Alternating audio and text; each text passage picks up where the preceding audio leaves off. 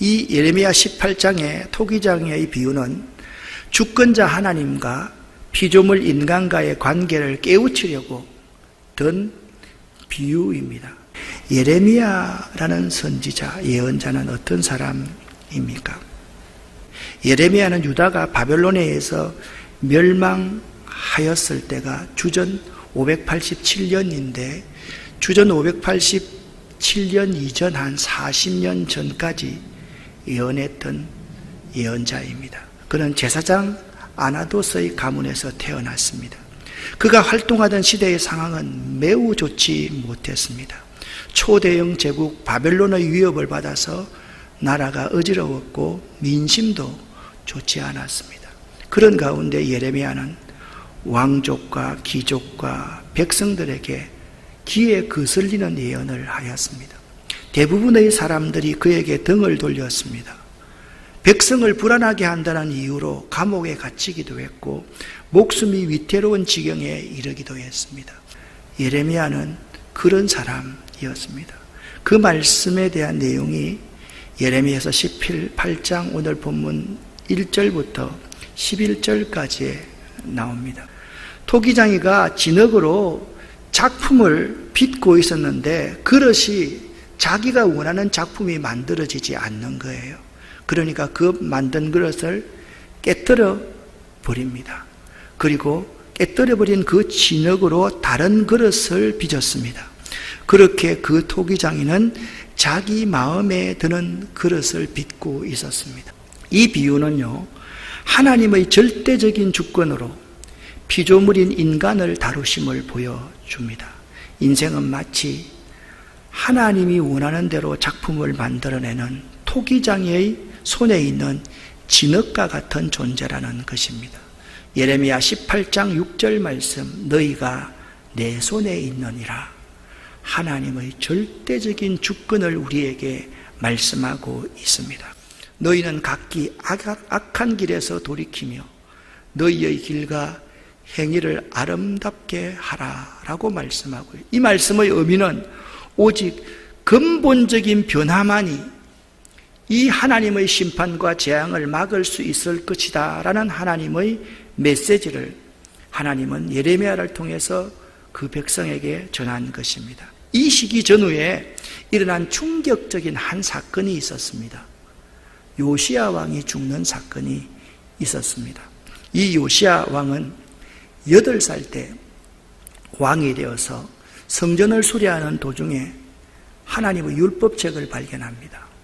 그리고 그 율법책을 읽으면서 자기의 가슴을 찢으며 회개했던 왕이 요시야 왕이었습니다. 그리고 신앙의 개혁을 단행한 선한 왕이었습니다. 나라가 풍전등화의 위기인데 유다의 미래를 약속해주는 상징으로 보였던 요시야 왕이 머깃도 전투에서 애굽 왕 느고에 의하여서 죽임을 당하게 된 것입니다.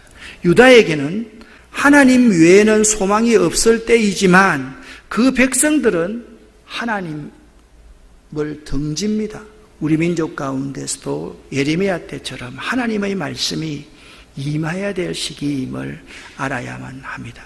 그 시대처럼 하나님의 말씀이 임하지 않으면 희망이 없는 시대를 살아가고 있습니다. 하나님께서는 오늘 우리들에게 느헤미야 때처럼 이렇게 살라라고 말씀하고 있습니다. 먼저 이렇게 살라 말씀합니다.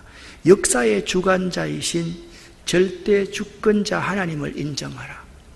역사의 주관자이신 절대 주권자이신 하나님을 믿어라 라고 말씀하고 있습니다. 진흙이 토기장의 손에 있는 것처럼 한 나라의 운명이 하나님 손에 달려있다는 예레미야의 메시지는 역사의 주관자가 하나님이라는 의미입니다. 이런 메시지가 어떤 이들에게는 헛된 소리로 들렸을 것입니다. 이런 메시지가 어떤 이들에게는 정말 헛소리처럼 공허한 메아리처럼 비판을 받을 것입니다. 그 시대에 바벨론은 아주 세련되고 합리적이고 최고의 문명을 자랑하는 나라였습니다. 예레미야의 활동이 끝난 시점인 유다가 망할 시점, 기원전 587년 유다는 바벨론에 의해서 함락되었고 온 나라가 폐허가 되고 마지막 왕 시드기야는 눈알이 뽑혀서 짐승처럼 바벨론으로 끌려가게 되었을 그 이전부터 바벨론은 아주 세련되고 합리적인 바벨론 동화 정책을 꾸준히 추진해 왔습니다. 그래서 많은 귀족과 지식인들이 바벨론으로 포로로 잡혀갔지만 사실 바벨론은 그들을 바벨론으로 모셔가는 것처럼 그렇게 모셔갔습니다. 모두들 바벨론에서 일정한 혜택을 받으면서 학문에 전념하거나 국가 공무원으로 살았습니다. 이때 예레미야는 전혀 다른 메시지를 선포했습니다. 제국의 손이 아니라 하나님의 손에 이스라엘, 즉 예루살렘 주민들의 운명이 달려있다고 선포하면서 하나님이 역사의 주인이라고 말하기 시작한 것입니다. 세상 사람들, 정치인들, 이념을 가지고 싸우는 이들이 무슨 주장을 하더라도 예레미야의 메시지, 하나님이 역사의 주인이시다는 이 메시지는 오늘날도 동일하게 선포되어져야만 합니다. 하나님이 우리들의 계획과 예상을 뛰어넘어 우리의 운명을 결정하는 절대적인 분이라고 한다면 우리는 이런 두 가지의 질문을 해볼 수 있을 것입니다. 그러면 우리들이 할 일이 아무것도 없다는 말입니까? 진흙인 우리들은 하나님의 예술 작품으로 만들 날만 기다리고 있어야 한단 말입니까? 그런 질문을 던질 수가 있을 것입니다. 예레미야는 지금 골방에 앉아서 신학적인 이론, 교리를 전개하는 것이 아닙니다. 그는 실제 삶의 중심에 서 있습니다. 역사의 소용돌이에 서 있었습니다. 그가 하는 말은 역사의 소용돌이 가운데서 구체적인 삶의 문제를 토대로 해서 현실을 직시하면서 그는 지금 피를 토하듯이 말하고 있는 것입니다. 그렇습니다. 예레미야는 하나님의 주권을 선포하고서 자기 자신의 삶의 자리를 바로 알았습니다. 그 당시의 상황을 바로 이해하고 있었던 사람이 예레미야였습니다. 예레미야의 눈에는 유대의 멸망이 분명히 보였습니다. 그 사실이 그의 가슴을 도려내는 것과 같았습니다. 예레미야는 그의 가슴을 움켜쥐고 선포합니다. 회개하라, 돌이키라, 기회는 있다. 그래서 예레미야를 눈물의 예언자라고 말하지 않습니까? 그래서 그는 그 시대의 왕과 정치인들, 언론리들, 가진 자들과 제사장들에게 이렇게 11절 말씀을 외치고 있는 것입니다. 너희는 각기 악한 길에서 돌이키며 너희의 길과 행위를 아름답게 하라고 예레미야는 외치고 있는 것입니다. 하나님은 토기장이시고 사람들은 진흙입니다. 여러분 믿으십니까? 우리가 예수 믿는 자답게 살아야 되지 않겠습니까? 예수 믿는 자답게 산다는 것은 무엇이겠습니까?